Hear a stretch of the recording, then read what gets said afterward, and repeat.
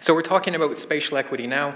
Just a reminder, if you haven't seen it already, we talked about community and vision last month. And then in the next 6 weeks or so, we're going to be touching on other themes around parks in the city. Ecology and nature, celebration and diversity, resilience and well-being, and other themes tied to those topics.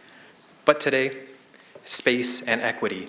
And just by way of introduction to this topic, at least from the beginning, the Park Board has had some measure of interest in creating spaces for residents in the city that are built around this idea of equity. At least as far as I can tell, the first time there was an attempt to actually formalize this in a sense was as far back as 1927 when the city introduced its Bartholomew Plan in 1929. These came about shortly after our present-day Vancouver was amalgamated with the municipalities of West Point Grey and South Vancouver and Hastings town site as well.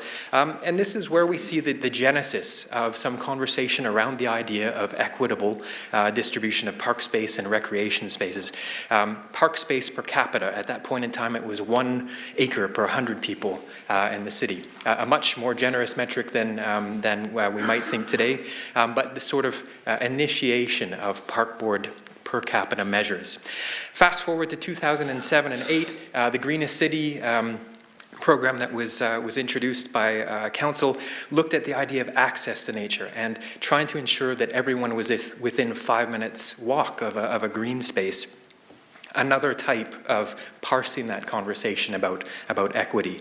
And more recent discussions have tried to be more nuanced. What exactly do we mean by population? Is this a daytime population that we're trying to serve, or what about the people that work? Do they need close access or proximity to parks as well? What about access based on need? What about access based on ability to pay? What about access based on vulnerability as a measure there? All of these have been informing the conversation. It is an active one because really there is no one easy way to parse the discussion out there. You think about all of those points of access or per capita measures, and they really omit a conversation in many regards of quality of public space, which infuses the conversation with still other dimensions. So, all of which to say, the topic is a rich one. There's lots to talk about here, and we have 2 fantastic speakers that are going to share their ideas, conduct thought experiments, and help us to inform the conversation that the Park Board is undergoing right now. The format of the evening, pretty straightforward. I'm going to shut up next, and I'm going to turn the mic over to Aaron Licker, who's going to give a 20-minute introductory presentation. He's going to be followed by Kurt Culbertson, who's going to give the keynote somewhere in the order of about half an hour lecture there. And then after that, we're going to sit in these nice comfy chairs, and that's where you're going to come in and pose some questions to the speakers. I'll be moderating, and we'll try to have a good, fulsome conversation around that. And hopefully we'll be able to wrap up somewhere in the order of about 8:30. Carry on. I'm told to advise you that there's even a plan afoot for drinks afterwards, so hopefully you can join in that as well. So we're going to get underway. I do want to say one other thing, though, and that is really about going beyond the conversation around equity, the practice of equity. It will perhaps strike you as a bit ironic that you're here for an evening discussion on equity with 3 white guys on stage. I think in the grand context of the speaker series, there is a very diverse crew of folks that are going to be coming and talking to you and with you over the 5 events that I talked about. But it is kind of weird. I wanted to name it as such because I think in this day and age, it's important to always strive for that diversity. And I do know that the good folks at the Urbanarium and the Park Board tried to arrange other speakers as well, and it didn't quite work out. So I wanted to name that just to say that we are aware of it and invite you, if you have other speakers that you think would help to inform these conversations, please do let the Park Board, please do let the Urbanarium know. I think it's important that we go beyond the conversation. Kurt had kindly told me he'd never seen a configuration with 3 white guys on a stage talking about policy issues before. It was sort of new to him. I know this is something where we may be breaking the mold, but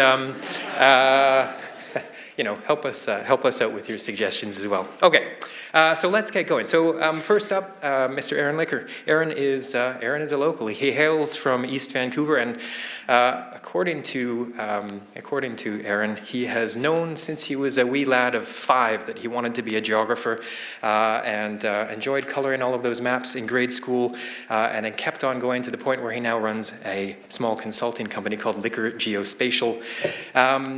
Aaron is going to be setting the stage by talking about citizen access to amenities, distribution of services, convenience, and the questions of overall quality and quantity of urban parks from the lens of GIS as an enabling device, as a tool to help us understand cities. So please join me in welcoming Aaron to the stage. Thank you.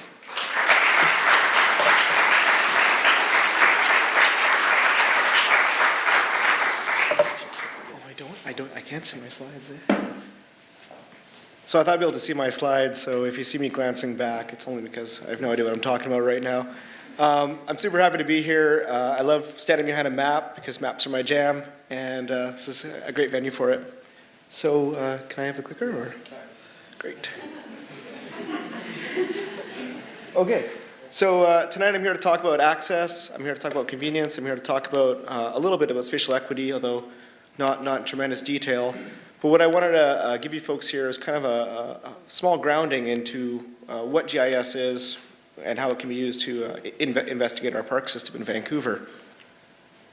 So this evening's presentation, I'm going to talk about such fascinating topics as lots of GIS and distance-based access to parks. I'm going to talk about how we get to amenities. I'm going to talk about how they're distributed in Vancouver and what that means for our citizens. I'm going to talk about how we can subset out populations and look at them in greater detail. I'm going to make a very brief foray into talking about washrooms. I'm going to talk also briefly about kind of getting back to measuring park amenities at a citywide level, and then I'll finish off with geographic equity. Where am I going? This way? Okay. So I'm a GIS analyst by training. I'm a very technical individual. I use a lot of jargon. So if I say something you don't understand, just kind of like give me the shaking head motion or something. If I ramble on or I talk too quickly, shaking head motion. If I say bad jokes, shake. Okay, you got it. So ask me questions at the end, I guess, and I don't bite, and I love this stuff, so I'm happy to talk about it. So I thought tonight I would just use a small case example tangentially related to the Parks Master Plan, which is the VanPlay strategy, which is to look at Vancouver's aquatic facilities. And I wanted to talk mainly about splash parks or splash pads or spray parks or whatever you want to call them. The places where toddlers go and have a blast in the afternoon on warm summer sunny days. And so Vancouver is blessed with a lot of these awesome facilities. I don't know if anyone here has kids or has been to one of them, but they're like basically manna from heaven on a hot day. And I love taking my kid there, and I love walking there from my house. And the walk is about, I don't know, 10, 15 minutes, and I have to cross a couple of roads. And I'm always thinking about how I get places with my kid, because it's way different than how I get places by myself. You know, I'm using my bike, or I'm walking, or I'm driving. But when I'm with my child, my toddler, we're kind of like moving around slowly, as families often do. And the distance is less relevant than the time it takes me to get places. So what I want to talk about tonight, basically, is how we measure space through distance and time.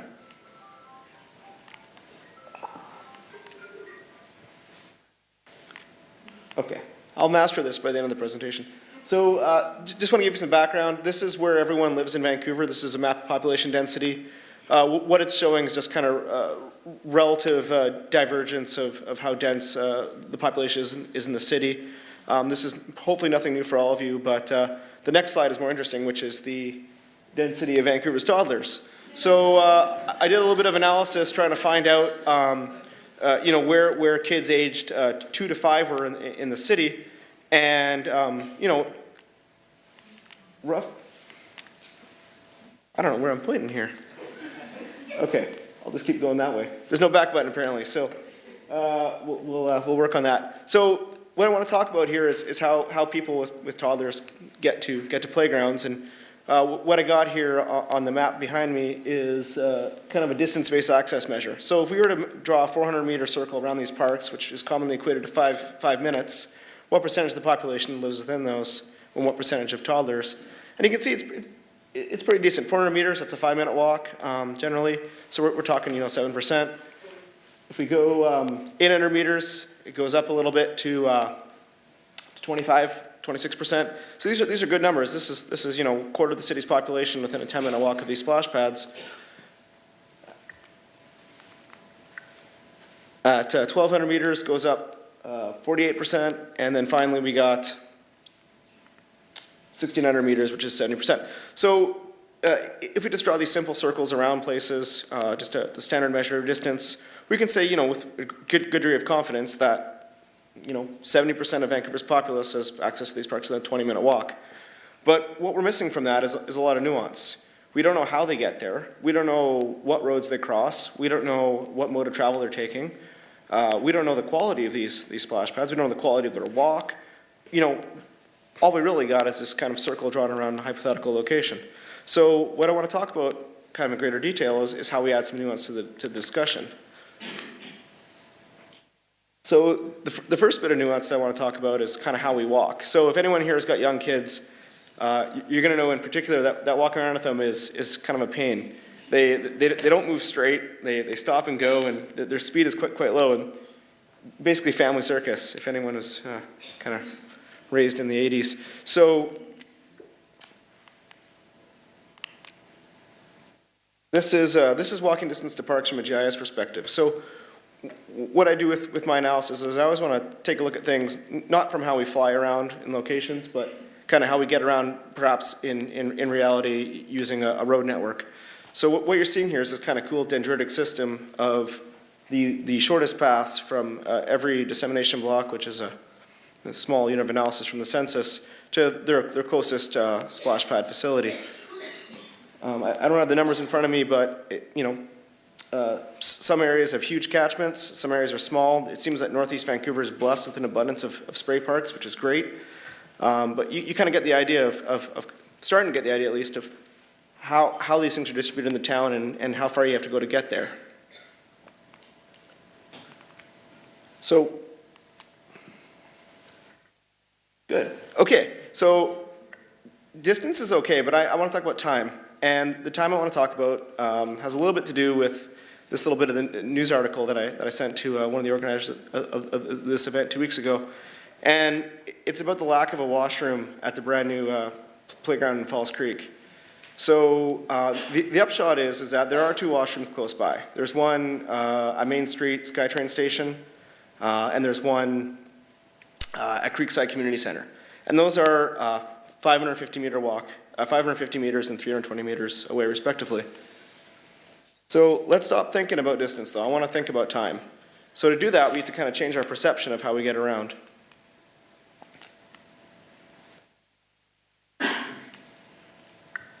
Okay, there's the playground. There's the washrooms. Beautiful. Or you can pay to go to Science World. Or you can pay and go to Science World. That's a question of equity.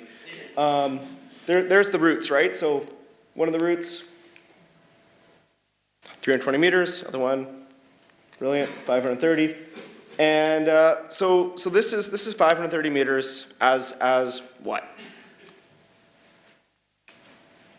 As the adult human walks, which is about 5 kilometers an hour. That's about 1.38 meters per second. Or as the adult with child walks, which is about 1 meter a second or 3.6 kilometers an hour.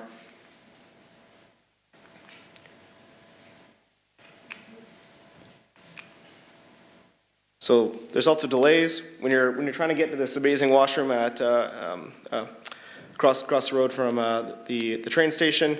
You have 2 very long lights. Those take about a minute. So in toddler time, to get from that playground to the first washroom, that's 7.5 minutes. And as any young parent knows, 7.5 minutes in toddler time is like an eternity. So if your kid's got to go, I don't think you have 7.5 minutes to cross 2 major roads. So your other option is route number 2. And that one's 8.75 minutes. It's even longer. So, we look at it in terms of distance, not so bad. We look in terms of time, so the time it takes for a younger population to walk, significantly different. So what I want to do is kind of take this analytical approach, or this idea of how we view space and time, and apply it at a citywide level. So I'll just briefly recap before we get even more nerdy. So first, 400-meter flying distance is not equal to 400-meter walking distance. 400-meter walking distance, that's not the same in time. It varies depending on your mode of travel, who you are, what kind of civic infrastructure you have in your way, and how you get around. In an ideal world, yeah, we can all walk really speedily, but that's not the case in our urban environments. So what I want to do is to start looking at cities using a time lens instead of a distance lens.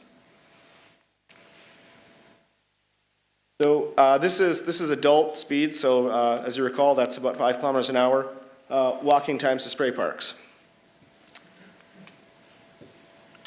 So there we go. So what you can see here is, most of the city is actually greater than a 20-minute walk away, significantly so. You got some nice core areas in the northeast, which are well, halfway, okay. Which are well distributed with great spray parks. So those are all in line. You got some areas in the southwest part of town. They don't have any facilities, and it's a long walk to get there. You're probably going to drive.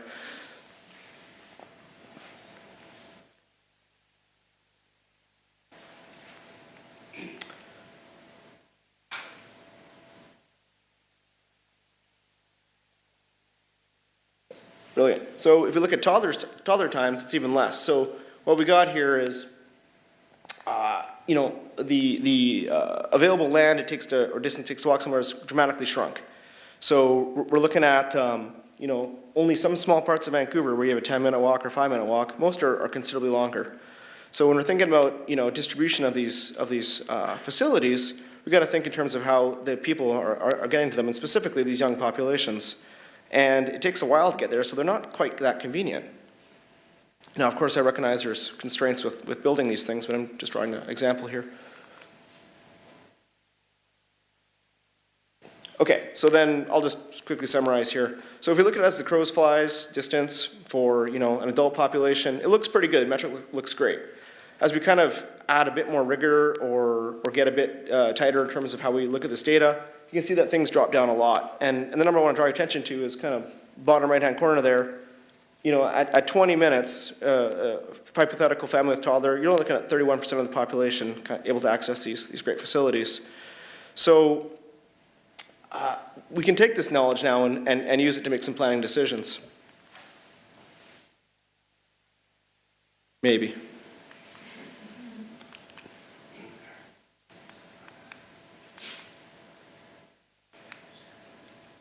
Okay, so I'm going to talk about equity very briefly, and I'm happy this is a quick conversation because then I have more time for questions, but these are the spots in Vancouver that have really large amounts of children, specifically children aged 2 to 5, that don't have access to a splash pad.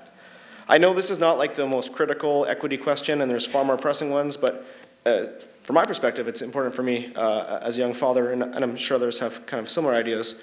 But again, I'm just trying to get your mental juices flowing on how we think about this stuff. So what I want to talk about is where these populations are and how big they are. So these are toddlers beyond a 20-minute walk to a spray park. And you can see there's some seriously large populations out there who don't have these facilities. There's down in Killarney there, in East Fraserlands, you have a large population of young families, really tough walking conditions because it's a challenging network and challenging terrain, so they don't get very far. You got this kind of broad swath of the baby boom going on in Fairview Slopes and Main Street. Also, they don't have good access to these park facilities. And, we can plan for this. We know where populations are moving to. We know which areas of town are likely to attract young families and what's affordable for young families. We can start to think about how they get there and what their reasons are for going there as well. So what I'll end up with, very briefly, is this concept of the something. There we go, the Grumpy Toddler Index. So what this is measuring kind of by neighborhood, and this is an equity question, who's got the grouchiest, who's going to end up with the grouchiest kids on a hot summer day? And, so Sunset, that's going to be, chock-a-block full of just angry, hot children who are desiring some beautiful splashing. Conversely, you got like a neighborhood like Strathcona, which is a fabulous splash pad. And, they're all within walking distance of it. It's a beautiful walking neighborhood, and they're all right there. My neighborhood, Hastings Sunrise, is also quite walkable, and it's, well provisioned with these facilities. So here we go. This is a time-based metric for how we get to a facility. I've kind of grounded you in the background of how we measure these things, and I'm hopefully explaining how we can turn this into kind of a planning decision kind of framework. So brief conversation to say the least, but hopefully helpful and enjoyable. So please join me in welcoming Kurt Culbertson to the stage. Kurt?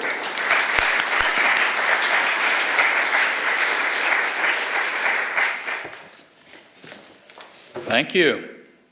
Very impressive turnout tonight, and it's really a pleasure to be in Vancouver, what I oftentimes say is the best city in North America. What I'd like to do tonight is to share my own musings on the topic of spatial equity, not really as a representative of the VanPlay effort, but what I'll try to do is to put it into the context of VanPlay, because I'd like us to all think about what this question of spatial equity means for the parks of Vancouver. In January, I know this is what I'm getting ready to say is going to be hard for you to believe, but in January I will begin my 42nd year of professional practice. So you can tell I started in junior high school, right? But you can imagine in 42 years you accumulate some war stories. And so I'd like to tell you a few war stories before I get into this. For most of my, as was mentioned, I live in Aspen, Colorado. And as you might well imagine, most of my professional career has been involved doing urban design and landscape architecture for very wealthy people. In October of 2008, we experienced in the United States, you may have run into a bit of it yourself, what I call the great unpleasantness. And that was when the U.S. economy almost flipped a switch and shut down, like it hadn't since the Great Depression. And so, if you're in business, when you find yourself in those situations, you are put in a position of living to fight another day. And so you start to diversify your work and understand where those opportunities may come from to allow you to continue your practice. And where I found it was in cities like St. Louis, Missouri, and New Orleans, Louisiana. You can tell I'm from the southern part of the United States, so if you need a translator, raise your hand. And Detroit, Michigan, three of the most economically challenged cities in the United States. And where I found myself working were in some of the most impoverished neighborhoods of those cities. And I found myself working side by side with citizens for whom the system had failed in many regards, and who lacked trust that the outcomes that their leaders would provide for them would actually come to fruition, and who really lacked a voice. They were disenfranchised in many ways. And so it causes one to ponder the question of equity in the United States, for sure, but certainly you sense it around the globe, and to really understand how planning and design can influence questions of equity. And about this time of year, the American Society of Landscape Architects has their annual meeting. And I said, this is a topic we need to be talking about, the question of spatial equity. And I called a friend of mine by the name of Randy Hester. You may have heard of him. He was a distinguished professor at the University of California at Berkeley and wrote a book, multiple books, but one called Design for Ecological Democracy. And much of his work was focused on the challenges of the homeless. And I said, Randy, we should do some educational sessions on environmental justice and spatial equity. And he said, Kurt, I'm older than you are, and nobody wants to hear a presentation on that. And I said, Randy, I think they do. He hung up the phone, he thought about it for a minute, he called me back and he goes, they would never listen to me. And Randy always wears flannel shirt, has a ponytail down to about the middle of his back. He said, but you're a suit. They'll listen to you, right? Because if the suits are paying attention to this, then people are going to think they might make money focusing on these questions, and they'll come. And I said, I don't know why they're going to come, Randy, but they're going to come. It was like a field of dreams, right? You know, they'll come, Randy, they'll come.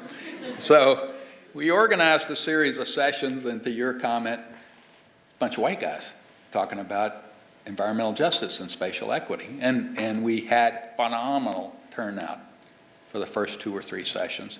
And they said, hey, we want you to do it again next year. And we said, no, we're not doing it again next year. It's time for people of color. It's time for people who represent those constituencies that are truly disenfranchised to be here on stage and talk about it. But we got the ball rolling. And so for the last 8, 10 years or so, I've been thinking hard about these questions of environmental justice and spatial equity. They're really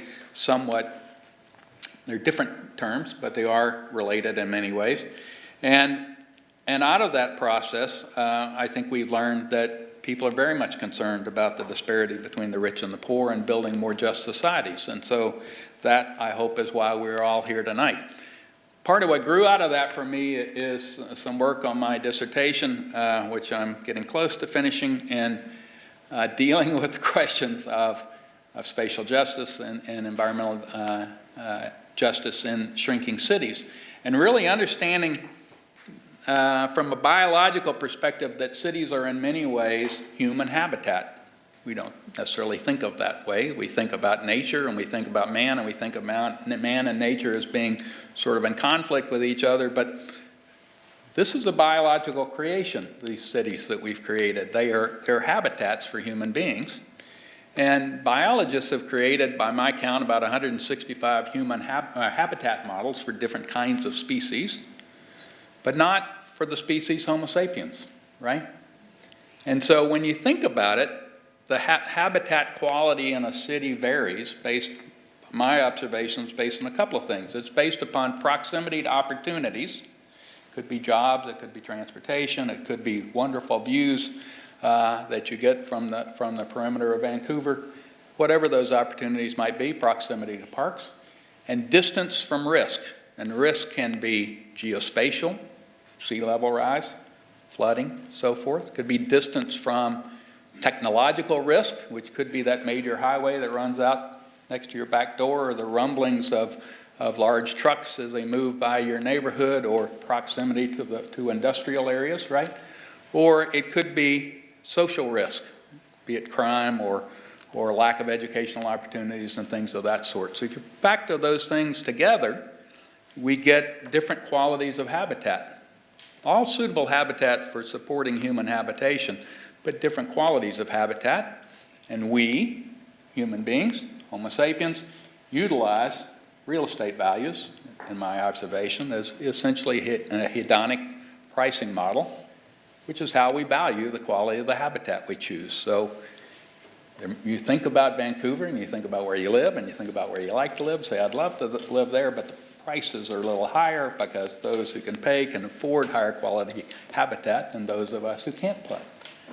So my observation, what happens is that private dollars flow to the high quality habitat. We use pricing to value high quality habitat, and public dollars are oftentimes needed, public investment needed, to move poorer quality habitat up to a higher level of habitat quality and to create a more equitable situation, right?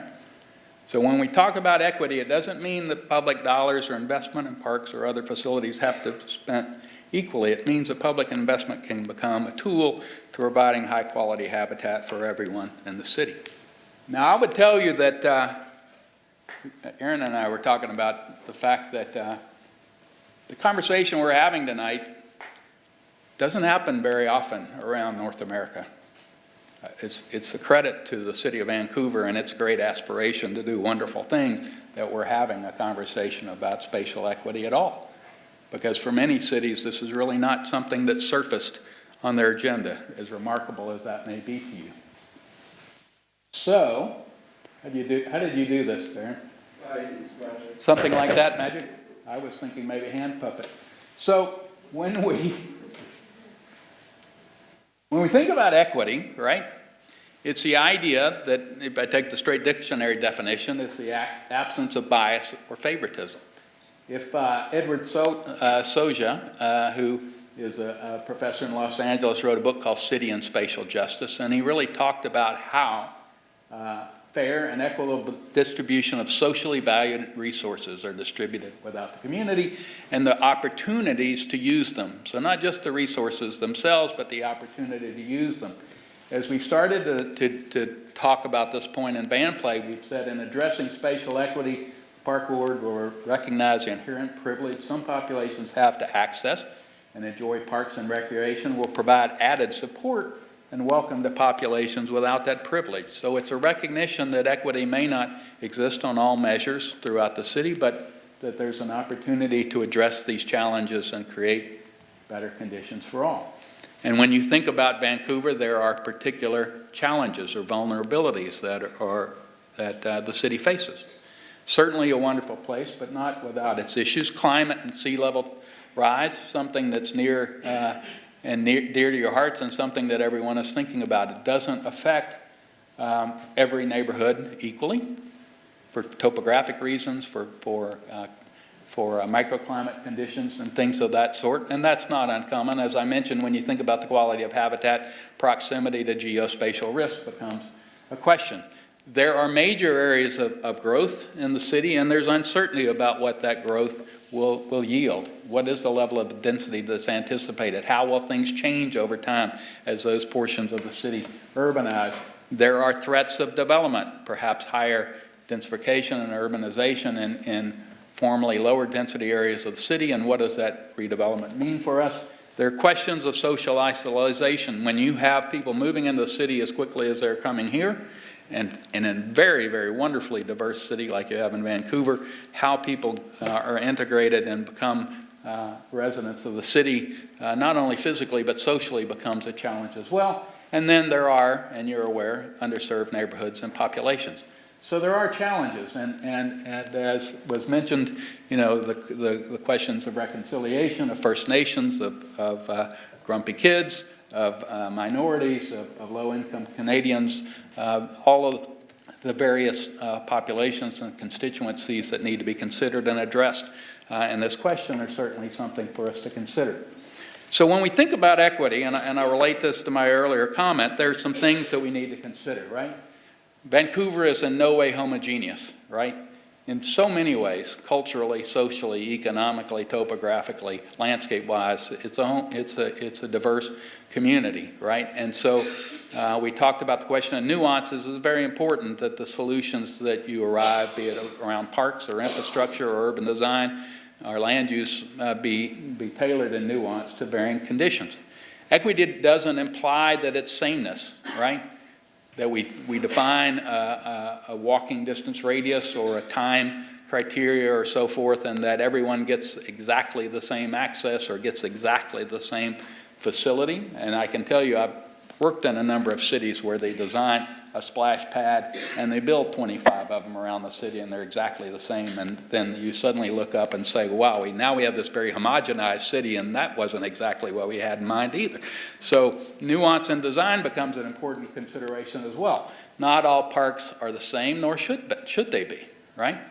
So some have different, were designed at different periods in history. They have different design characteristics. Some may be more native, some may be more horticultural in terms of their planting design, some may be more wild, and some may be more manicured and so forth, and that there are always going to be trade-offs, right? That there has to be a framework that allows those trade-offs to occur. And what we've seen thus far in the surveys we've conducted around VanPlay is that access to nature and the natural environment are an essential part of what it means to be a resident of Vancouver, right? It's not just parks, it's natural areas as well. So we need to think about those things. So when we think about how we measure equity, and this is a reflection both on our own work and on the work we've identified by others, there are a series of lenses. I think Aaron's work on distance and time is absolutely phenomenal. The Golder study and so forth is spectacular effort. And it's the beginning of a deeper conversation about what equity means, right? So when you think about it, there are questions of access. At the fundamental basis, equity is around access, and it could be walking distance, it could be time, it could be questions of connectivity, because there are different forms of connectivity other than moving in a bipodal way from your house to the park. It could be levels of service, and we'll talk about that in a minute. And price is a great arbiter of how we get access to facilities and services and programs as well, right? There are also questions of quality, right? So if we're simply measuring how long it takes me to walk to a park or get access to parkland or what the distance might be, they're questions of quality, because not all parks are the same, right? Does anyone have park envy of a park in another neighborhood? You say, why don't we have a playground like that playground? Or why don't we have a ball field like that play field? Or that plantings in that park are spectacular. Why isn't my neighborhood park like that, right? So there are qualitative differences as well. And there are experiential differences, right? So it's not just about physical facilities. Some of this is experiential, right? And then there are questions of satisfaction, right? Which could be quite an interesting question to begin to explore, right? Does every socioeconomic group evaluate their satisfaction on their park experience the same, right? If I'm from I'm just going to pose this question, not make an assertion, but if I'm from a higher income neighborhood and I've experienced wonderful parks all over the world because I've had the pleasure of traveling, or my expectations about what a park is all about, is that going to be higher than someone who doesn't have access to parks and is just delighted to have a safe place for the kids to play, right? So there could be widely varying questions of satisfaction across the city, and then there are questions of vulnerability, and vulnerability can be both to the parks themselves, but they can be to the populations that are served, right? What are the economic threats, what are the social threats, and what are the environmental threats? And so when you think about this question of spatial equity as it relates to parks in Vancouver or elsewhere, all of these lenses might be layered one upon the other to create a more and more nuanced perspective of what we mean by spatial equity. So this question of walking distance or walking time, I think Aaron's comment is a really good one about time. You know, how many people within the city can get to a park within a 10-minute walk, and what are the barriers, right? So delays certainly are barriers, but the idea of safe routes to school or safe routes to parks, and am I trying to cross a 4-lane, 6-lane high-speed road to get to the park? I may be challenged to get across it. It may create a delay, but it also may endanger my life to simply get to that park. So the barriers can be quite significant.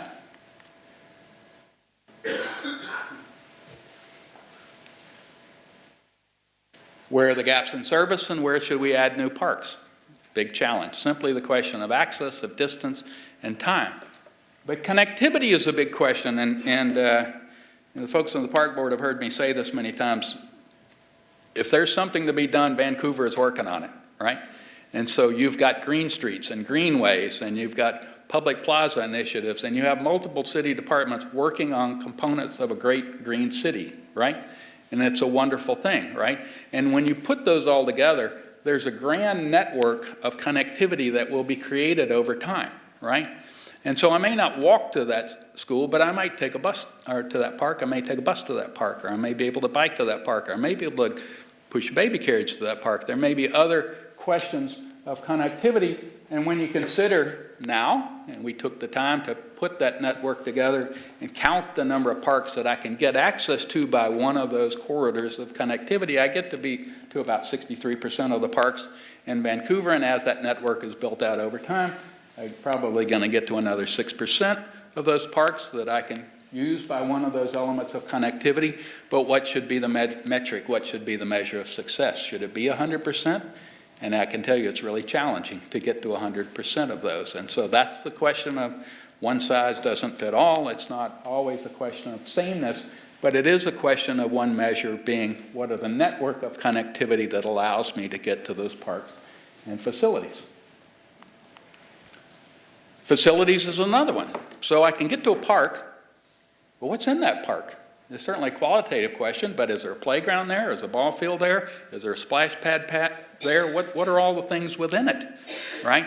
And so you can begin to define a service proximity for each of those parks and begin to map those from a distance or time point of view and understand where the gaps in the system might be or where the opportunities to fill out and provide access to other neighborhoods or facilities to other neighborhoods. But playgrounds become one, pools become another, ball fields become another, and so forth. And you begin access to off-leash dog facilities might be another. How do all those things layer together to give access not only to just simply parkland, but access to all of the component facilities that might factor into an equitable system, right? Level of service is another, right? So we could sit down and we could take all of those elements and we could say what should be the service time or distance for each of those elements, right? What are the level of park programming? Can I go somewhere and get access to a yoga class or a tennis class or something of that sort? Do all of the parks have similar attention to the quality of the historic design and cultural landscape? What are those factors and how do they factor into levels of service, right?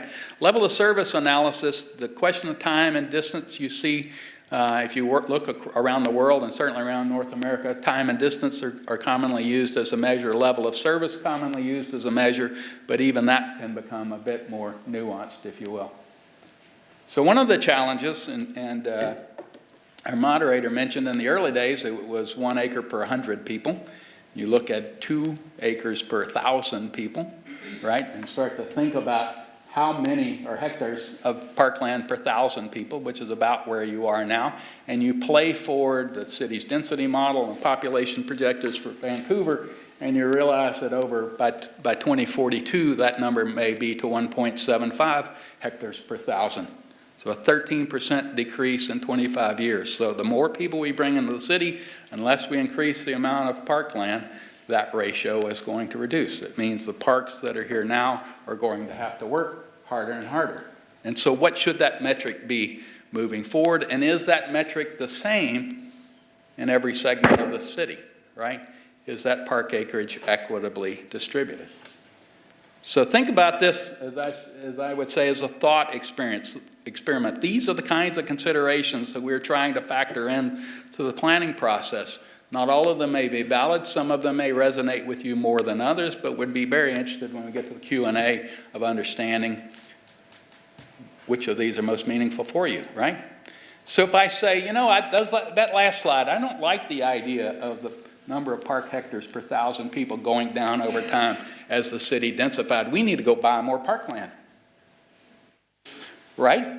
We're not giving up. We're going to go buy more parkland, okay? Well, the challenge is in the next 25 years to maintain that 2 hectares per 1,000, you would almost have to replace Stanley Park. Rough estimate, another 292 hectares of parkland. Everybody know where we're going to get that? Visualize it. Oh, there's a block over there. That should be easy to snag. We'll grab that. Block here, block there. Pretty soon we got 292 acres of new parkland. Or hectares, excuse me, not acres, hectares of new parkland. So this poses another definition of spatial equity, intergenerational equity, where your children and grandchildren enjoy the same Vancouver that you enjoy today. Will the great park system of Vancouver that you enjoy be able to be continued for future generations? Or do we need to recalibrate what those expectations might mean? Everybody feeling optimistic now? Okay. So, equity through price, another consideration, right? City's growing fast, so are incomes. Population's growing wealthier, right? And so, are park programs or park facilities equally accessible by price? You'll recall I mentioned that human habitat is parsed by a hedonic model, right? We use real estate prices to parse who gets the high quality habitat, who tends to get the lower quality habitat. It tends to be an ability to pay. But can I get access to that yoga class or that tennis class or that swim class for my kids? At some point, does the price of that access become so great that I don't really have access? And I think it's a compliment to the park board that there are efforts in place to try to address that specific question. But as incomes increase, these questions of price as a matter of equity will increasingly become a challenge to be considered. Now, one of the things that's important is to think about is as we've said, when we work on a master plan, the issue is not about how we're going to deliver all of these various resources, splash pads and playgrounds and things about that sort, but what should we be trying to accomplish? What are the big policy questions, right? What are the what questions? And there's always a caution in trying not to be all things to all people. You can't do everything. And so we've begun to reflect upon who are the continuum of providers, right? And San Francisco, New York, and other cities that have looked at this have done a similar kinds of things, right? Sometimes the YMCA is doing certain things, or the Jewish Center, or private gyms, or health cares, or the University of British Columbia. Other providers are providing recreational opportunities. So what specifically should we look to the park board, to the city to provide, and what of those needs are being addressed by others, and how does price factor into it, right? You may be of a certain income level that you can acquire your recreational opportunities on a public basis, but some access to public parks becomes important because it's part of your integration in the overall cultural fabric of the city, the community of the city, right? What about investment and maintenance, right? So we got a park budget, we have park maintenance budget, we got multiple facilities around the city. Is everyone's park equally well maintained? Are the facilities equally well maintained? Some cities have begun to look at the question of what they call equity mapping, which is to physically map the city's budget. City of Chicago does a remarkable job of this. They've done a very detailed study about their trail system throughout the city to make sure that trail improvements are being made equitably around the city. They've mapped those facilities and figured out where they're underspending, where they're overspending. And this is a fair question. I know when we worked in New Orleans, if you go to New Orleans, you will find the best paved streets in the wealthiest part of town. In the poorest parts of town, you may have a hard time finding a paving service. I'm not suggesting that's the case in Vancouver, but that's certainly a challenge in many cities, that those who can bring to bear political pressure can influence how dollars get spent. And sometimes capital improvements, I get a bigger facility, a better facility, or newer facility in some parts of town and not as good a facility in other parts of town. That is another measure of equity over time, right? So when you think about Vancouver, with multiple maintenance areas within the park system, understanding how maintenance dollars may be allocated, again, it's not one size fits all. You may well find that in the destination area, the downtown, that the cost to maintain a hectare of parkland is much higher because it's simply getting a lot more use than it does in more suburban areas of the city or lower density areas of the city. But at least it becomes a check to understand that those capital and maintenance dollars are used well, right? We know, for example, that a quarter of Vancouver's parks are in poor conditions. I will tell you, as a landscape architect, we buy into the notion that if I build a park, I'm going to transform a neighborhood. The simple construction of a park will transform a neighborhood. Yet I know in Detroit, where we've been working recently, they say, please, no more parks. We can't maintain them. We don't have the budget to maintain what we have. In fact, we would like to decommission some of the parks we have because we really need to reallocate those park dollars to where people are and where they live and so forth, right? Okay. And then experiential questions, right? Many of you are architects and urban designers and landscape architects. What are the quality of the experiences and how does that relate at a regional or a place-based basis? You know, are the quality of design spaces that we have created also distributed in an equitable way? Are all of the experiences that a park and recreational system might provide, are those also found equitably throughout the city? Do I have access to nature? Do I have access to community gardens or natural resources or food assets or proximities or cultivated gardens or horticultural displays? What are the kinds of experiences and are those opportunities for the park system to distribute those equally? And as we mentioned, the question of satisfaction, the level of support and satisfaction we've seen thus far here in Vancouver has been extraordinarily high, and I think that's a testament to the city and the people who deliver on these facilities and systems, but it does become a question about how we measure things. And certain kinds of facilities have a higher level of satisfaction, it appears, than others, but it challenges one to define what level of satisfaction is high enough, and should that be equitably shared across the city. And then the biggest issue that you see are those who are under threat, those vulnerable populations, difference in income. Cities that have thought to measure economic vulnerability or define vulnerable populations, New York being a classic example, have taken questions of income,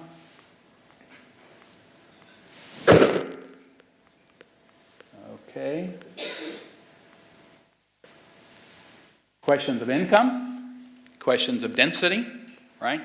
Because they have found that many of the vulnerable populations of the city are in higher density areas, and questions of population growth. Areas where there's rapid population growth and they see a decrease of opportunities as we define it, and so how do those factors contribute to a high level of vulnerability? And how do you locate new facilities spatially, right? And how does that translate into capital investments, right? So I mentioned early on that private dollars tend to flow to high quality habitat. Public dollars, public investment tend to flow, or need to flow perhaps, toward areas of lower quality habitat to uplift those folks. This is exactly the philosophy that New York is describing, right? They've defined the vulnerable population and they've targeted a limited amount of public investment that they have available for parks. Cleveland is doing this with all public investment, roads, utilities, transport, bike lanes, and so forth, targeted that public investment to address their most vulnerable population, right?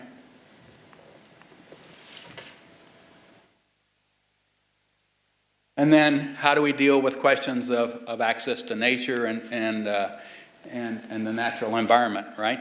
So there are plenty of empirical studies that suggest that the tree canopy in wealthier parts of the city is often greater than it is in poor, lower income areas of the city. There are questions, as I mentioned, of climate change affecting different parts of the city in different ways, right? And so these are the kinds of challenges, right? How do we define access, right? How do we define quality as it relates to equity? How do we define vulnerable populations? And how do all of those factors come together to design a fair and equitable and a high quality park system and so forth? There are other questions, as we mentioned, capital spending, operations, maintenance programs, the quality of facilities, safety, certainly a big one. But the idea is to take the kind of GIS technology, the kind of data that we've talked about, to arm public policy makers, decision makers, with the kind of information they need to guide decisions that lead to an equitable city, right? San Francisco has created one of the most ambitious efforts. They have used questions of income, transportation access, language access, public health to define their most vulnerable population. They've identified that roughly 20% of the population of the city are in what they call equity zones, areas where they don't have equitable access to public facilities and services. 80% of the population are in non-equity zones, and then they've defined a series of metrics around that. Access to parks, in this case distance measured by number of parks or park acreage per population. Those are the kinds of things you see now. But safety, and you can note there that they're in these non-equity zones, the number of crimes that are in those parks are dramatically higher than others. Relative questions of maintenance, of investment, of even volunteer hours, right? And the hours that are accessible to people for recreational resources become yet another measure of equity. So, density for Vancouver is a challenge. There are particular corridors of growth and areas where new density will be emerging over time and will be placing increased pressure on existing and the need for future park resources. We've used the phrase that parks are going to need to work harder. We got to get to what work harder means. Work harder may simply mean they're getting a lot more use. But there may be aesthetic questions of equity. As parks work harder, is it harder for them to have areas of turf? Is it harder for them to have areas of trees? Will those change over time? What are the aesthetic dimensions of equity as well?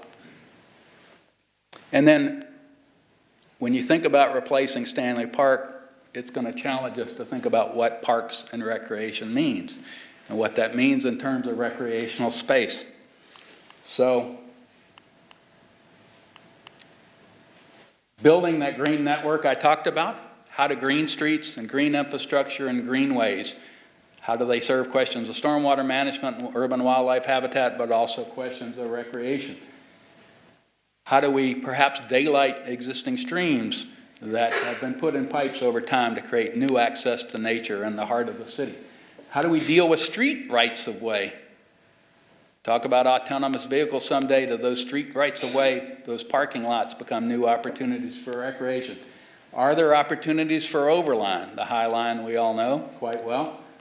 Are there opportunities for underlines? Miami is taking about a 4.5-mile stretch of an elevated freeway in Miami and building a park beneath the underline.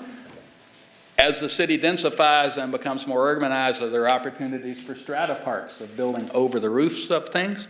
Or is there a way to, in fact, fabricate or manufacture land that doesn't even exist? I'll leave that to your imagination.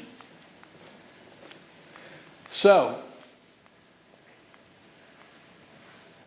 we have temporal questions of tactical urbanism, pop-up parks. You have great examples of that here. You may have new unconventional partnerships, parks built on the roofs of buildings or underneath podiums and so forth. And there may in fact be questions of intentional wilderness. As the city becomes more organized and more manicured, perhaps there's a deliberate effort to build wilderness in the heart of the city to create that connection of the city to nature. So, when you think about a 25-year plan for Vancouver, we've in fact suggested that perhaps a 100-year view would be a good one. You know, you think about how long it's taken for Vancouver to evolve to where it is today. Take that same period of time since the city's founding, double it. What kind of city can you imagine that it would be? And how do we make it a fair and equitable and quality city for existing and future residents of this great place? Thank you. That was a fantastic presentation, Kurt and Aaron. Very, very informative and very energizing. I have a ton of questions, and none of them will make sense. That's good. So we I'm, don't have any answers. Good. All right. Good. Well, I'm just, I'm going to pose a couple. Probably they will not be as well formulated as they ought to be. So I'll beg the audience's indulgence with that. But I wanted to pick up on a common thread that you both had in your conversations, which was around the idea of access to parks, and just thinking about the role that parks play. You know, the traditional notion, I think, when we think of a park is that place that we walk to with our kid or parents or whatever, and it's maybe a bit of a node in the neighborhood. It's a block or it's a half block or in some cases a very large space, maybe with recreational facilities, maybe not. And that's kind of the conventional notion of what we mean. And fast forward to Vancouver today, where, as we all know, it's a city with enormous affordability challenges for everyone. The question now is not so much which neighborhood can I move to, but am I going to stay in the city for a lot of people? That poses, I think, a real challenge when it comes to thinking about building up the park's infrastructure in the future, trying to make sure that there are enough spaces. And it seems to me implicit in both of your conversations was this notion of actually also rethinking what we mean by park. And you touched upon that at the end, Kurt, and I think, Aaron, you were headed in that direction as well when you were talking about the implications of this time-based measure. But I wonder if you could just pick up on that theme. Like, are we at a point now where we're actually rethinking what we mean by parks? And if so, how are other cities with affordability challenges and challenges similar to Vancouver tackling that one? Maybe, Kurt, you could go first. Well, yes, I need this. I think one of the challenges for Vancouver is finding analogs, right? who do you benchmark against, right? And perhaps it's New York, perhaps it's Hong Kong, perhaps it's Shanghai, perhaps it's cities that we think of as being much more vertical and much denser than what you have today, right? So if you play the current growth patterns forward 100 years or 25 years, you got to think about where that goes. And then if you think about the current cost of land in this city and said, we're going to go buy more land for park space, there are going to be economic limits to what's feasible, right? So I think that forces you to think outside the box and redefine what recreational space means, what park space means.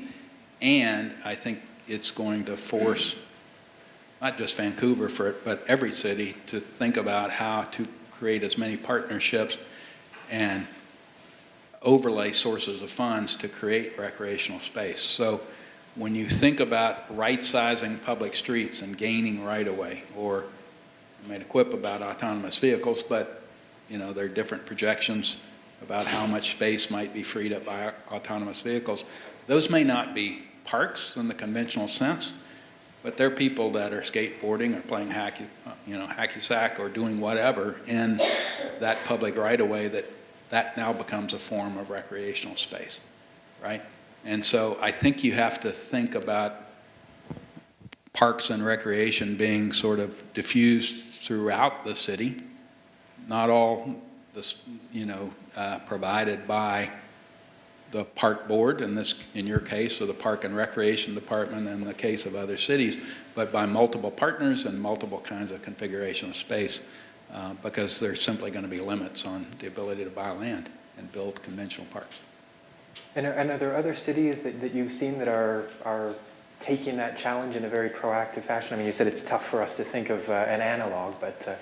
Well, the obvious one, the High Line is certainly one example. The Miami Underline, there's a proposal in New York to actually build an underground park now. And so I think people, maybe not for the same reasons, they may, just be indulging their creativity, which is good. What are the other forms of recreation space we can create? And there certainly are tourism benefits to these sort of unusual features, but they're also legitimate recreation. Those come to mind. One of the thoughts I had as we were wrapping up there is that I've observed in working in other cities that have less financial resources than New York or Vancouver or San Francisco, is those of us who are designers, oftentimes get very preoccupied with what I call the preciousness of what we're creating, right? I'm building a street. Well, we've got to have brick pavers on all the crosswalks. And we've got to have cut granite, on that bench, and we have to have this, that, and the other, and these wonderful light fixtures or whatever it might be, right? And what I learned from dealing with very low-income neighborhoods is they just need space. They need a safe place for their kids to play. And if there's a sidewalk they can push a pram on, push a baby buggy on, they just want it to be smooth and level. They don't care what the materials are made out of, right? And so when we worked on the Lafitte Greenway in New Orleans, you had the least, the neighborhoods, Treme, many of you have heard of Treme. You work in Treme. Treme is almost entirely an African-American neighborhood with very low acreage of parks. They just needed a place where kids could throw a football that didn't have broken bottles and glass there. And so it's thinking about parks not just in recreation, not just in terms of the traditional form of them, but also being open to a lot broader range of qualitative and aesthetic values as well, I think. How about you, Aaron? Do you want to jump in? I got a couple ideas. You stole two of my good ones, but yeah, I hope so. So I'm thinking about how we think about public space in Vancouver in general, and you're sitting next to me, so you probably thought about this a lot, but Vancouver has an abundance of public space. We are not a very dense town. Globally, we're not dense at all. Canada, we're fairly dense. And in terms of private open space, we got a lot of that too. We have an enormous part of our town is single family zoned. These guys have big backyards, they have trees, the canopy, so on that beautiful map back there. That's all private space. But there's still lots of public space left over. There's boulevards, there's road right-of-ways, and you can see it happening all over Vancouver. You mentioned tactical urbanism. There's right-of-way gardens popping up all around the town. This is all unprogrammed, it's all unplanned, and it's occurring. And we kind of get hung up on this notion of we need 2 acres of park per 1,000 people. But what's that 2 acres of park? Is it a bunch of grass? Is it a playground? Is it a splash pad? To the previous point, what we really need is just a place where people can enjoy their city. It doesn't even have to be green. It doesn't have to be a park. It can just be a road that's lightly trafficked. That becomes a public play and recreation area. And if we shift our thinking towards how much public space we have in the town, we are blessed with areas to recreate. Great. How's that roaming mic doing? I got the mic. Oh, okay. I guess I'll stand up. Question, please. So I'm just kind of thinking about how we relate displacement to thinking about equity in parks and recreation, and how you guys think about the role that improving these services can play in displacing the communities that you were originally planning for. Like if you put in a new community center or a nice new park, and then you can price out the toddlers that you wanted the splash pad to be in there for. So I'm kind of just wondering how you guys think about that when you think about the distribution of services in like public spaces. So if I can summarize the question, placemaking as an agent of gentrification, perhaps. Yeah, and attracting like private capital Okay. for other people. Who wants to tackle that? I'll take a stab at that. I had a hunch this question was going to come up. Just a wild guess, but you know, the 2 case studies of my dissertation were New Orleans and St. Louis, and I was talking about this human habitat quality model, and you think about the nature of opportunities that would determine where you want to live, and then the kind of risk you wouldn't want to live close to, right? And I came up with 52 variables in that equation, right? Only one of which was parks and open space, right? So I think there are clearly circumstances where the creation of a great park can lead to gentrification, but it's not an automatic factor by any stretch, right? And so you could, you know, if I take the north side of St. Louis, for example, you have a lot of parkland and really big parklands and historic parks, and you have an enormous amount of vacancy in and around those parks, right? So what I would say is it's not a foregone conclusion. There's a lady whose name escapes me, somebody in this room will recall it, who's chair of the program at landscape architecture program at Berkeley, who uses the term just green enough, and the idea that, going back to my question of precious, that you could build a park, but it doesn't have to be the next Central Park in New York. You know, it doesn't have to be the next Stanley Park. It doesn't have to be the best park in the world. It needs to be green access or some other form of recreational access, public space, right? And so it's a question of dialing in the right level of investment, the kind of public space, but really being mindful that there are many, many factors that are going to contribute to gentrification. And some of the gentrification you may observe are certainly happening for other reasons than parks, right? But you have to be mindful of it, for sure. I was going to say, and sometimes when you push the extremes, it's those spaces that are opened up after cities go into periods of decline that create absolutely intriguing and phenomenal opportunities for placemaking. Detroit being a great example. Can we take another question, or did you want to jump in on that one? Okay. Sir, I think you have the microphone. Yes, so first of all, I might offer up an example of the use of different space in my building last night.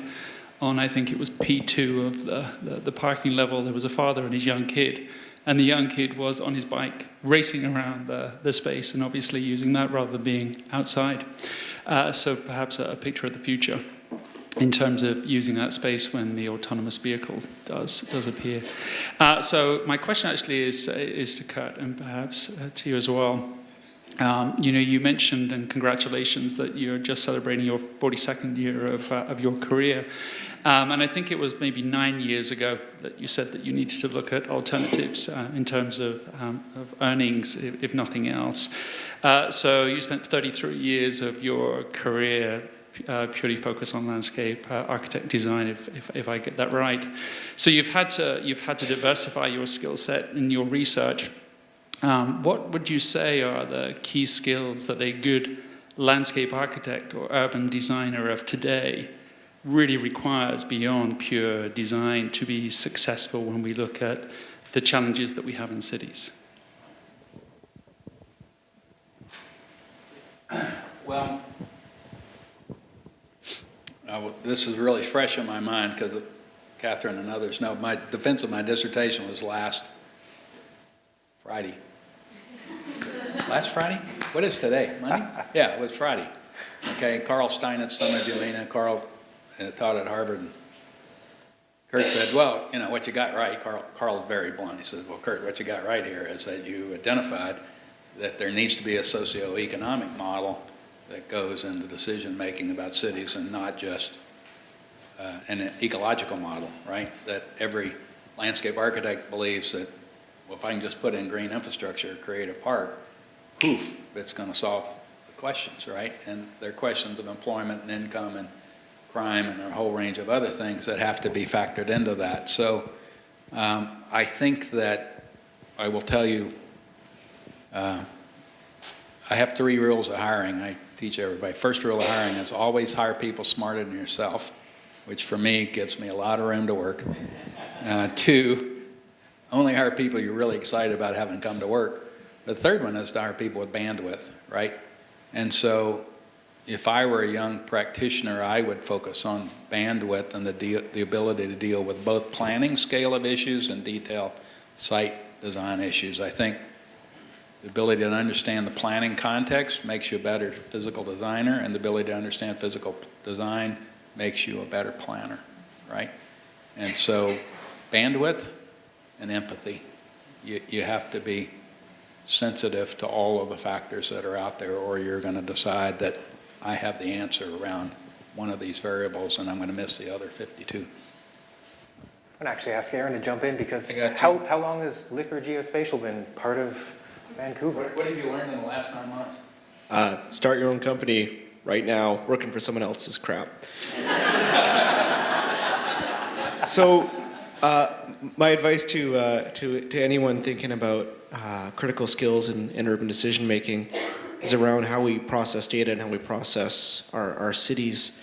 And there's a fallacy of scale that we often engage in, where we we focus our gaze on the minutia, very small things for a huge cost. You mentioned the granite benches is the best example. Those things are incredibly expensive. They're uncomfortable to sit on. But, we have to have them. The park has to look amazing. That is a minute focus. If we cast our gaze outwards to the landscape level, do we really care if there's a granite bench in this park or not? What we really care about is equity. Are parks well distributed throughout the town? So, the lens, of course, I'm a GIS analyst, I'm always on landscape level, but I would always say have a landscape lens in everything that you look at. And try to view things as holistically as possible. Is there a data stream you haven't looked at? Is there a source of information you haven't thought about? Are you getting biased information? If we don't critically assess our data, we're going to make bad decisions. So critical thinking, landscape level, and very much so, start your own company. But I have to say, Aaron, I feel like we're missing part of the answer there because, how long is GIS? There's been cartography for centuries, millennia, but GIS is a tool that we're bringing to this and changing our analysis of things. How long have people been doing that? That's a very good question, which I can't possibly answer right now. I've been using GIS since I graduated university in '99, and it's been well in use before that, but at a municipal scale, it's well permeated throughout our cities. Perhaps we're not using GIS as well as we could because we're only using it to store data instead of looking at it, but that's another matter entirely. But of course I'll shill for GIS skills, but that's not for everyone. Oh, that's okay. I think it's a key piece of the question, these new tools that are reshaping our perception of the city. Sir, you have a question in front, and just We have one question here. I think there's some questions in the back and along the side there, so if we could make sure the microphone gets over there first and then towards the back of the room. Okay. Oh, there we go. I guess this question is for Kurt, and Aaron, feel free to weigh in. Kurt, your experience in cities throughout the States has me wondering, like the conventional wisdom about Canadian cities would be that we have more, they're more public creations in terms of how they're built, the money that goes into them and how the decisions are made, than American cities, which may be on the American model, much more private sector enterprise. So I guess, first of all, would that be a correct generalization to make? And if it is, how do the American cities that get equity right do that with less of a government presence? Wow. It's a really good question.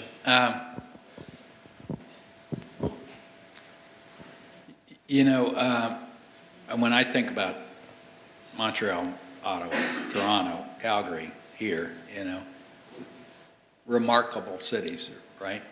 And a big part of it, I think, I'm speculating, but my observation is a lot of it's cultural. There's a much greater commitment to just from a cultural perspective to equity, right, than you would find in the U.S., right? We have a much more Darwinian kind of view of human existence, which is sad, I think, but we tend to do that, right? And so the level of disparity between the rich and poor that we seem to tolerate in the U.S., I don't think would ever be tolerated in Canada, and that's really a compliment to the Canadian people, I think. The fact that you open your comments to questions of reconciliation, you're not hearing that conversation below the border in my 65 years, right? So that, again, is a credit, right? That doesn't mean that you don't have a very robust private sector and very, remarkable entrepreneurs throughout Canada, right? So much of the city is being built through the private sector, but you begin with a fundamental base of understanding that you're building a collective environment for the people, more so than most U.S. cities do that I've observed. The cities that are addressing questions of equity in the U.S. would be hard to find, quite honestly. I mentioned Cleveland, I mentioned New York, San Francisco, Detroit to a degree.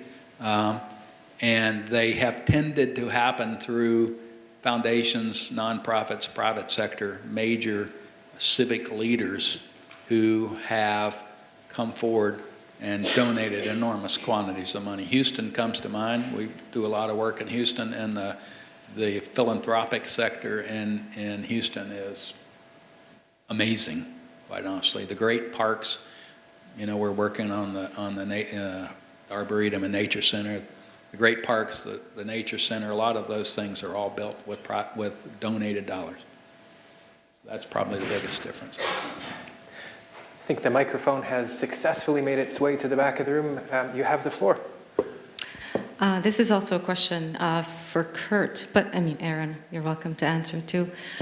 There are areas of, there are new canvases opening up in the city, brownfields areas where we now can build new parks. And some of those are happening in areas of extreme juxtaposition of people who are quite well off, right next to, in the next block, to people who are very vulnerable. And so I wondered if you would know, how does one design those spaces successfully so that they are inclusive, so that they do feel like they belong to a big, big range of people?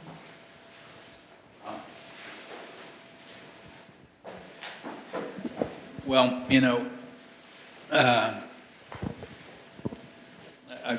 I'm thinking, we're working on Forest Park in St. Louis right now, right, which is the largest, I think, public park in the United States, bigger than Central Park.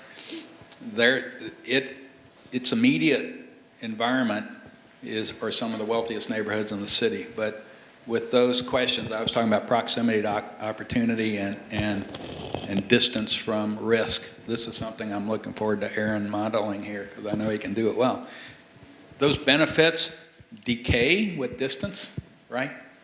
So if you look at the perimeter of Forest Park, you get about 2 blocks, and you have very wealthy neighborhoods, and you get to the 3rd block, and you drop into one of the poorest neighborhoods in St. Louis, right? And so what you end up is with this park having a very diverse population that accesses it, and people driving from throughout the region, probably like Stanley Park, right, where you get a lot of automobile pressure on it and so forth. And so the question is, first of all, I think in everyone's mind in that case, creating safety, right, and a sense of perception that you're welcome, and that if you come here, that you are welcome, and defining access in a way that's equitable. So just because you could drive and somebody else doesn't have a car, that there are equitable forms of access. So a bit of leveling the playing field, if that makes a little bit of sense. So I think you have to begin with that, right? Some equity of access and a sense of safety. And again, maybe differences between the U.S. and here, but we've had a lot of experiences in creating new parks in cities where the wealthy people are concerned about those people, is the terminology that gets applied, those people being attracted to the park. We don't want a park because that is going to bring those people, however they define those people, into their neighborhood. And so you got to deal with questions of safety. Seems to be a common concern about benches, chairs, and everything else that comes along with that. Do you want to jump in? Yeah, I would bring up 3 kind of great Vancouver examples, which may or may not be actually designed. The first one is Victory Square, which is a central park. It borders pretty much every type of community possible in Vancouver, and it is used at every minute of the day by a different population. So overnight, in the morning, you have students.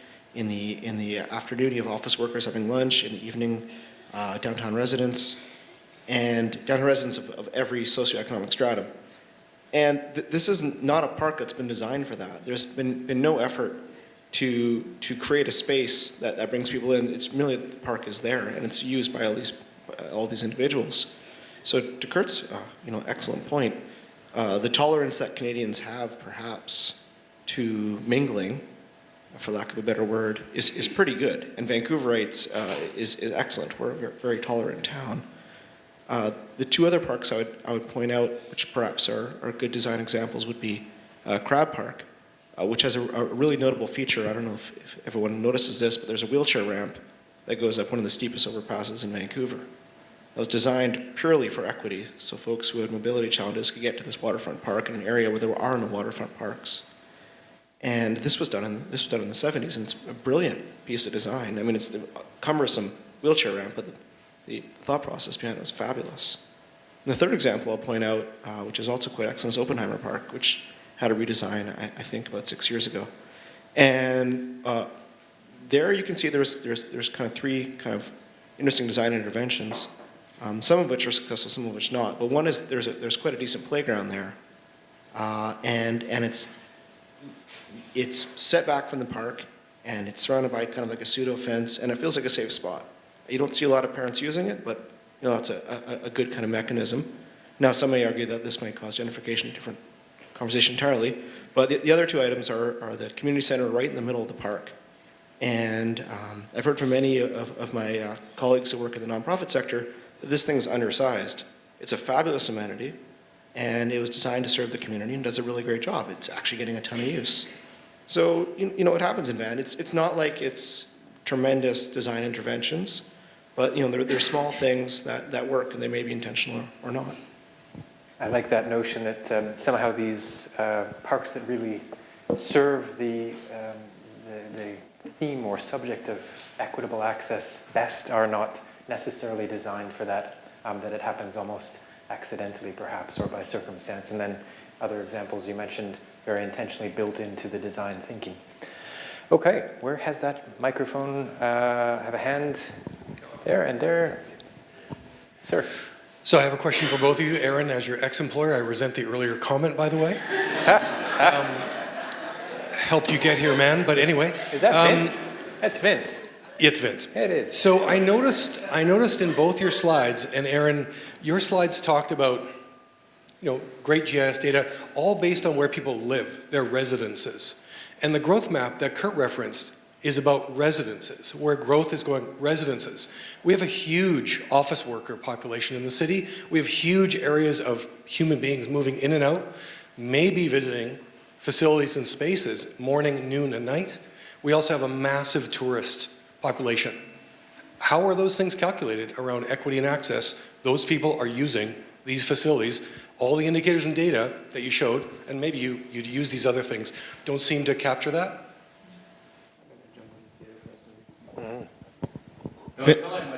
Yeah. Vince, you were a fabulous employer, by the way.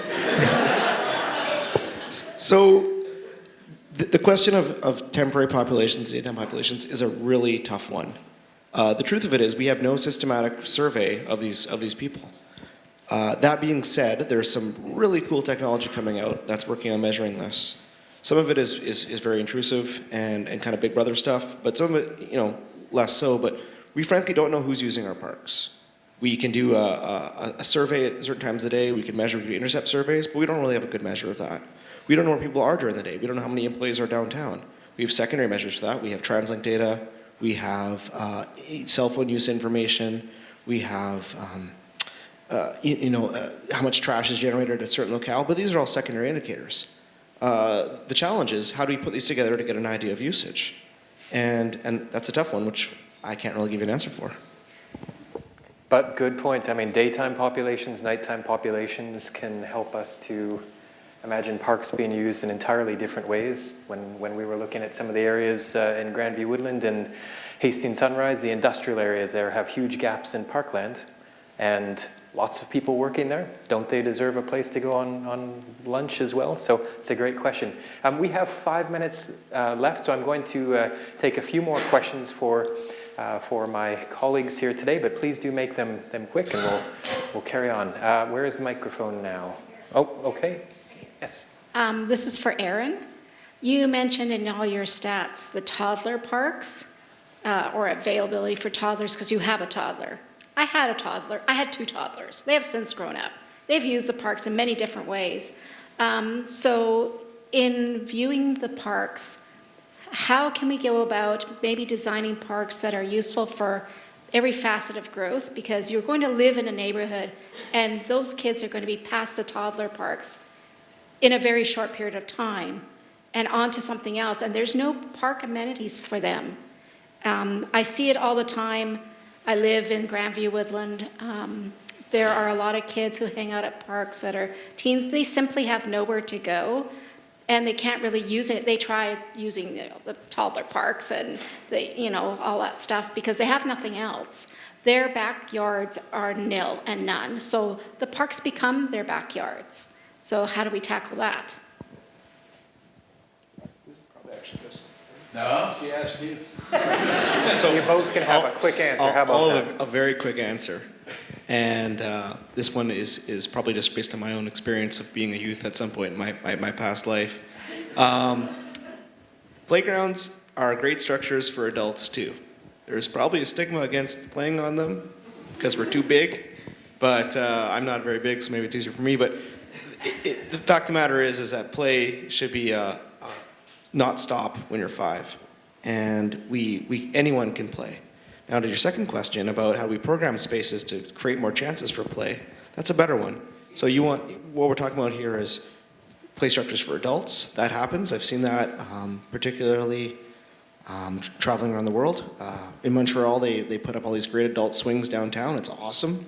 Vancouver's starting to do a little bit down in Robson Square where you see places where adults can congregate and be childish. And it's not the best terminology, but the mindset is changing. I can't quite speak of what to do with a 7-year-old, but when I get there, I'll figure it out. Did you want to add anything to that?